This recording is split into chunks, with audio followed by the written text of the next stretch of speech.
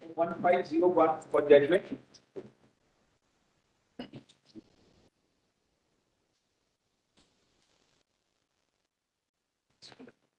We have arrived at a unanimous verdict in the challenge to the electoral bond scheme and the amendments introduced to the provision of the income tax, the Representation of the People's Act, and the Companies Act, and the RBI.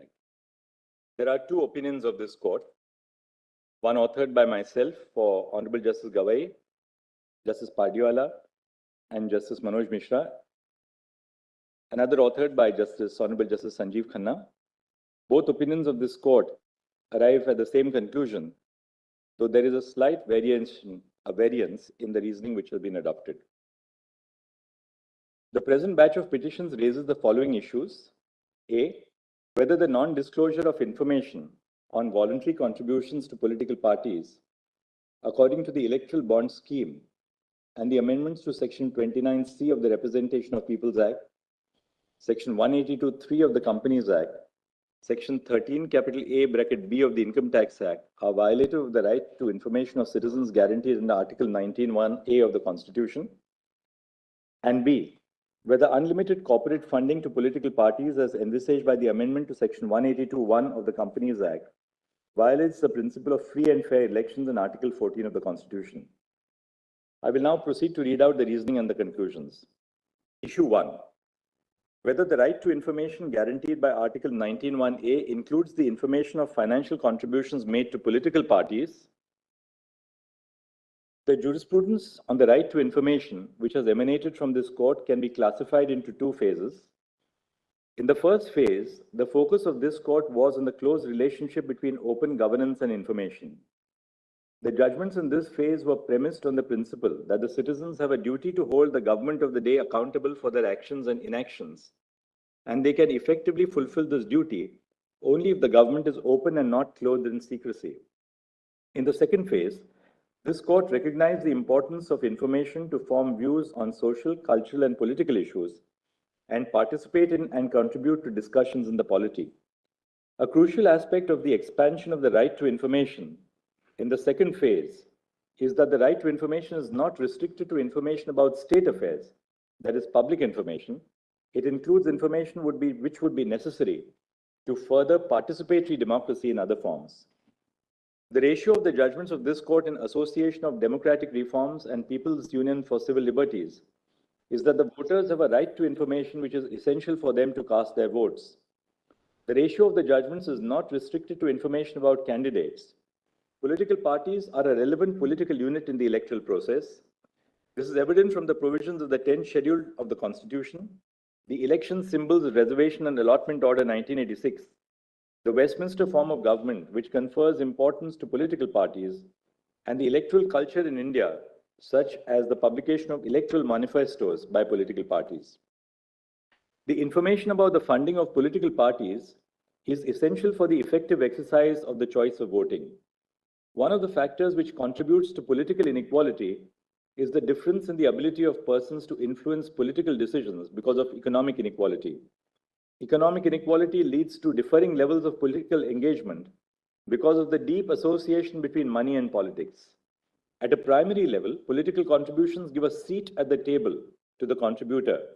That is, it enhances access to legislators. This access also translates into influence over policy making. There is also a legitimate possibility that financial contribution to a political party would lead to quid pro quo arrangements because of the close nexus between money and politics. Quid pro quo arrangements could be in the form of introducing a policy change or granting a license to the person making financial contribution to the political party in power. The electoral bond scheme and the impugned provisions, to the extent that they infringe upon the right to information of the voter by anonymizing contributions through electoral bonds, are violative of Article 19(1)(a). We have applied the proportionality standard to determine if the infringement of the right to information is justified. Issue 2. Whether the infringement of the right to information of the voter is justified for the purpose of curbing black money in the electoral process. The right to information under Article 19(1)(a) can only be restricted based on the grounds stipulated in Article 19(2). The purpose of curbing black money is not traceable to any of the grounds in Article 19(2). We have applied the subsequent prongs of the proportionality standard, even assuming that curbing black money is a legitimate purpose for restricting the right to information of voters. Immediately preceding the financial year 2016-17, in which the electoral bond scheme was introduced, 81% of the contributions, rupees 580.52 crores, were received by political parties through voluntary contributions. Since the amount of voluntary contributions is not regulated, it allowed the circulation of black money. However, after the introduction of the electoral bond scheme, 47% of the contributions were received through electoral bonds, which is regulated money. The Union of India submitted that providing anonymity to the contributors incentivizes them to contribute through the banking channels. Assuming for the purpose of hypothesis that the Union of India is right on this prong, what it urges is that non-disclosure of information about political expenditure has a rational nexus with the goal, that is curbing black money or unregulated money. However, we are of the opinion that the third prong of the proportionality standard, that is the least restrictive means test, is not satisfied. The electoral bond scheme is not the only means for curbing black money in electoral financing. There are other alternatives which substantially fulfill the purpose and impact the right to information minimally when compared to the impact of electoral bonds on the right to information.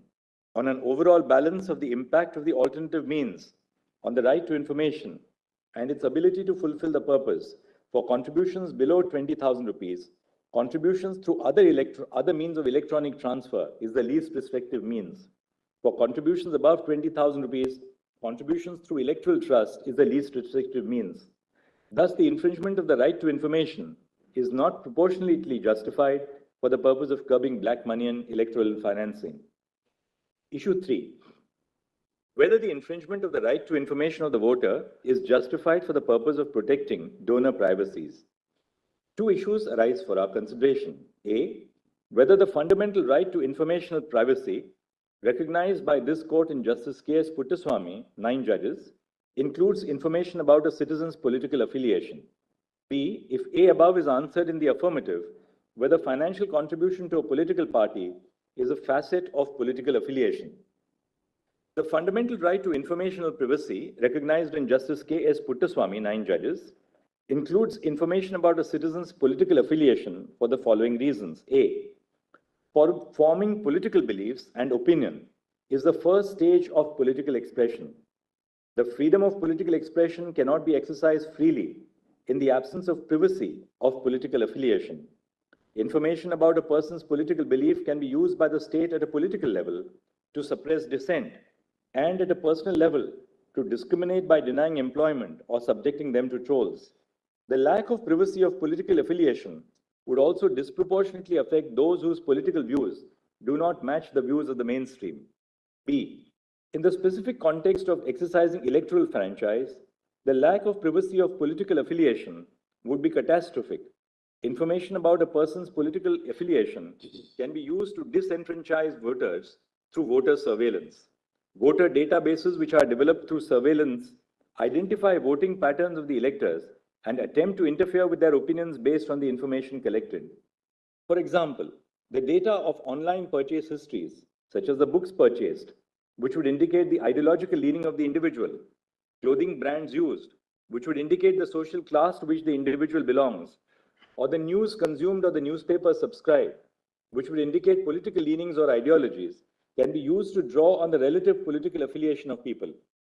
This information about the political affiliation of individuals can then be used to influence their votes. C.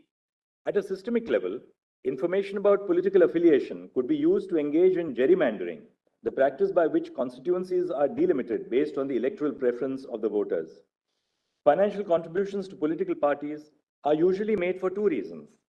First, they may constitute an expression of support to the political party, and second, the contribution may be based on a quid pro quo. The law as it currently stands permits contributions to political parties by both corporations and individuals. The huge political contributions made by corporations and companies should not be allowed to conceal the reason for financial contributions made by another section of the population, a student, a daily wage worker, an artist, or a teacher. When the law permits political contributions, and such contributions could be made as an expression of political support, which would indicate the political affiliation of a person, it is the duty of the Constitution to protect them. Not all political contributions are made with the intent of attempting to alter public policy. Contributions are also made to political parties which are not substantially represented. Contributions to such political parties are made purely with the intent of expressing support. It is true that contributions made as quid pro quo transactions are not an expression of political support. However, to not grant the umbrella of privacy to political contributions only because a portion of the contributions is made for other reasons would be impermissible. The Constitution does not turn a blind eye merely because of the possibilities of misuse. Thus, the right of informational privacy extends to financial contributions to political parties, which is a facet of political affiliation. We have applied the double proportionality standard to balance the conflicting rights of the right to information and the right to informational privacy. The Constitution does not establish a hierarchy between the right to information guaranteed under Article 19(1)(a) and the right to informational privacy to political affiliation traceable to Articles 19(1)(a), 19(1)(b), 19(1)(c), and Article 21. The Union of India submitted that Clause 7(4) of the Electoral Bond Scheme balances the right to information of the voter and the right to informational privacy. We are of the opinion that Clause 7(4) of the Electoral Bond Scheme does not adequately balance the rights, but rather tilts the balance in favor of the right to informational privacy because A, the suitability prong of the proportionality standard is only partly fulfilled. The non-disclosure of information grants anonymity to the contributor, thereby protecting informational privacy. However, there is no nexus between the balancing measure adopted with the purpose of disclosure of information to the voter. According to Clause 7(4) of the Electoral Bond Scheme and the amendments, the information about contributions made through the Electoral Bond Scheme is exempted from the disclosure requirements. This information is never disclosed to the voter. The purpose of securing information about political funding cannot be fulfilled by absolute non-disclosure. B. We have proceeded to apply the subsequent prongs of the double proportionality standard, assuming that the suitability prong is satisfied. Section 29, capital C of the Representation of People Act, which states that information of contributions made below rupees 20,000 in a financial year need not be disclosed, is a lesser restrictive means to achieve both the right to information and the right to informational privacy. The underlying rationale of Section 29(c)(1) is that contributions below the threshold do not have the ability to influence decisions, and the right to information of financial contributions does not extend to contributions which do not have the ability to influence decisions. Similarly, the right to privacy of political affiliation does not extend to contributions which may be made to influence policies. It only extends to contributions made as a genuine form of political support. It is quite possible that contributions beyond the threshold of rupees 20,000 could also be a form of political support and not necessarily a quid pro quo arrangement, and contributions below the threshold could influence electoral outcomes. However, the restriction on the right to information and informational privacy of such contributions is minimal when compared to the provision of blanket non-disclosure. Thus, this lesser restrictive alternative realizes the right to information of an informed voter and informational privacy to political affiliation in a real and substantial manner. The Union of India has been unable to establish that the measure employed in Clause 7(4) of the Electoral Bond Scheme is the least restrictive means to balance the rights of informational privacy to political contributions and the right to information of political contributions. Thus, the amendment to Section 13, capital A, bracket B of the Income Tax Act, introduced by the Finance Act 2017, and the amendment to Section 29(c)(1) of the Representation of People's Act are declared unconstitutional. The question is whether this court should only strike down the non-disclosure provision in the Electoral Bond Scheme, that is Clause 7(4). The anonymity of the contributor is intrinsic to the Electoral Bond Scheme. The Electoral Bond Scheme is not distinguishable from other modes of contributions through banking channels such as checks, transfer through the electronic clearing system, or direct debit if the anonymity component of the stream is struck down. Thus, the Electoral Bond Scheme 2018 will have to be struck down as unconstitutional. Issue 4. Whether the amendment to Section 182(3) of the Companies Act is unconstitutional. The amendment to Section 182(3) of the Companies Act, deleting the requirement of disclosing the particulars of contributions made to political parties, is unconstitutional for the following reasons. A.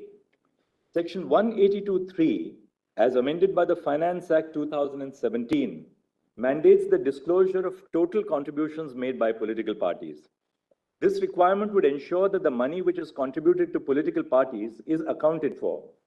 However, the deletion of the mandate of disclosing the particulars of contributions violates the right to information of the voter, since they would not possess information about the political party to which the contribution was made, which, as we have held above, is necessary to identify corruption and quid pro quo transactions in governance, information which is necessary for exercising an informed vote. B.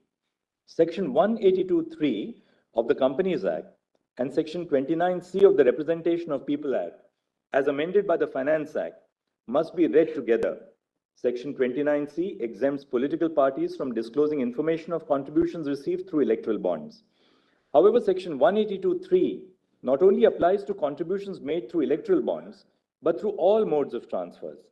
In terms of the provisions of the Representation of People Act, if a company made contributions to political parties through check or electronic clearing system, the political party has to disclose the details in its report. Thus, the information about contributions by the company would be in the public domain. The only purpose of amending Section 182(3) was to bring the provision in tune with the amendment under the Representation of the People's Act, exempting the contributions through electoral bonds from disclosure requirements. The amendment to Section 182(3) of the Companies Act becomes otiose in terms of our holding that the electoral bond scheme and relevant amendments to the Representation of the People Act and the Income Tax Act mandating non-disclosure of particulars on political contributions through electoral bonds is unconstitutional. Whether unlimited political contributions by companies is unconstitutional. The amendment to Section 182 of the Companies Act, permitting unlimited political contributions to companies, or it should be by companies, is manifestly arbitrary for the following reasons. A. The ability of a company to influence the electoral process through political contributions is much higher when compared to that of an individual. A company has a much graver influence on the political process, both in terms of the quantum of money contributed to political parties and the purpose of making such contributions. Contributions made by individuals have a degree of support or affiliation to a political association. However, contributions made by companies are purely business transactions, made with the intent of securing benefits in return. The amendment to Section 182 is manifestly arbitrary for treating political contributions by companies and individuals alike. B.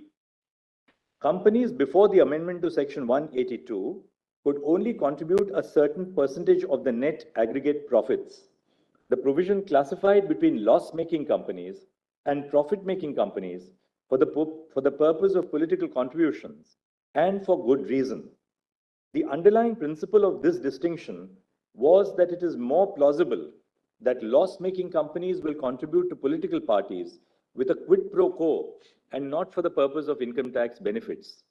The provision, as amended by the Finance Act 2017, does not recognize that the harm of contributions by loss-making companies in the form of quid pro quo is much higher. Thus, the amendment to Section 182 is manifestly arbitrary for not making a distinction between profit-making and loss-making companies for the purposes of political contributions. C. The purpose of Section 182 is to curb corruption in electoral financing. For instance, the purpose of banning a government company from contributing is to prevent such companies from entering the political fray by making contributions to political parties. The amendment to Section 182, by permitting unlimited corporate contributions, authorizes unrestrained influence of companies in the electoral process. This is violative of the principle of free and fair elections and political equality captured in the value of one person, one vote. The following are our conclusions. A. The electoral bond scheme, the proviso to Section 29C(1) of the Representation of the People Act 1951, as amended by Section 137 of the Finance Act 2017, Section 182(3) of the Companies Act, as amended by Section 154 of the Finance Act 2017, and Section 13 (B) as amended by Section 11 of the Finance Act 2017, are violative of Article 19(1)(a) and unconstitutional. And B, the deletion of the proviso to Section 182(1) of the Companies Act, permitting unlimited corporate contributions to political parties, is arbitrary and violative of Article 14. We consequently issue the following directions. A, the issuing bank shall herewith stop the issuance of electoral bonds. B, State Bank of India shall submit details of the electoral bonds purchased since the interim order of this court dated 12 April 2019 till date to the Election Commission of India. The details shall include the date of purchase of each electoral bond, the name of the purchaser of the bond, and the denomination of the electoral bond purchased. C, State Bank of India shall submit the details of political parties which have received contributions through electoral bonds since the interim order of this court dated 12 April 2019 till date to the Election Commission of India. SBI must disclose details of each electoral bond encashed by political parties, which shall include the date of encashment and the denomination of the electoral bond. D, SBI shall submit the above information to the ECI within 3 weeks from the date of this judgment, that is by 6 March 2024. E, the ECI shall publish the information shared by the SBI on its official website within 1 week of the receipt of the information, that is by 13 March 2024. And F, electoral bonds which are within the validity period of 15 days, which have not been encashed by political parties yet, shall be returned by the political party to the purchaser, depending on who is in possession of the bond to the issuing bank. The issuing bank, upon the return of the valid bond, shall refund the amount to the purchaser's account. Grateful to you.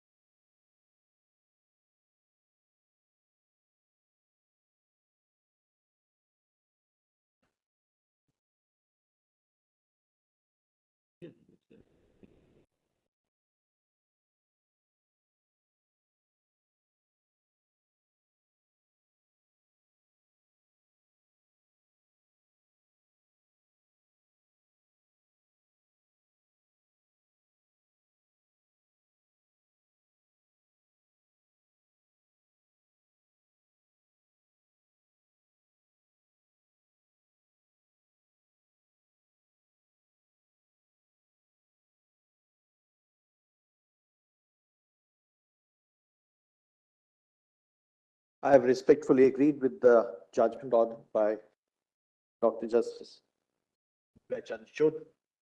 I have also applied the proportionality standards, but with slightly different variation. My conclusions are the same.